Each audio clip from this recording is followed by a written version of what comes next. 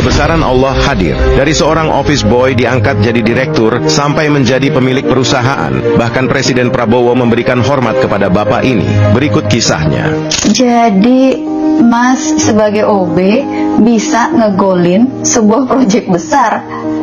Ya, ibadah apa yang Tuhan senangi? Salatmu untukmu, kan gitu ya. Iya. Puasamu untukmu. Iya. Tapi yang bukan untuk diri kita adalah menyenangkan orang lain. Iya. Caranya bagaimana sebagai OB? Dimulai dari apa? Dimulai dari OB. Misalnya? Apakah orang tidak senang kalau motornya saya cuciin?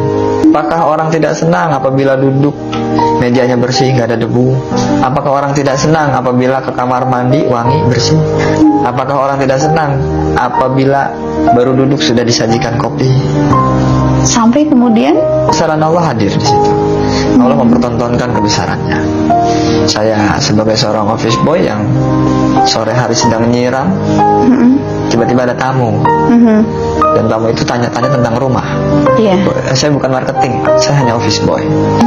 Selepas itu hampir maghrib, saya dikasih kartu nama. Saya diminta besok pagi jam 9 datang ke kantor saya. Saya sedang cari rumah untuk karyawan. Apakah itu bukan Tuhan mempertontonkan kebesarannya? Tidak ada yang mustahil bagi Tuhan. Dan peristiwa itu kemudian bergulir menjadi kepercayaan lebih besar dari Pak Wawan. Oh iya. Iya. Dari kemudian Mas bekerja, terus kemudian sekarang menjadi pemegang saham terbesar dari grup. Gimana ceritanya? Saya pun tidak nyangka.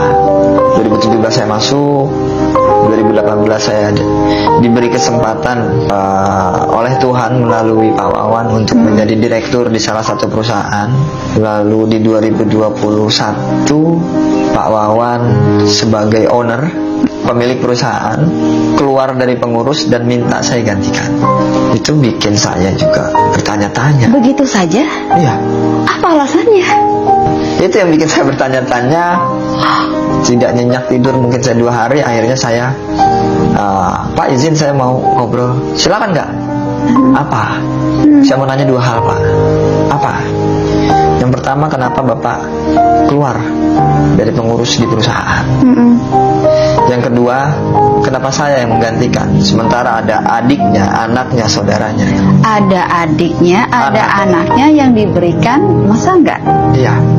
Wow. Jawaban beliau, kenapa saya keluar dari pengurus di perusahaan selaku pemilik untuk menyempurnakan ibadah saya, agar saya tidak mengakui perusahaan punya saya. Semuanya kepunyaan Allah. Wow.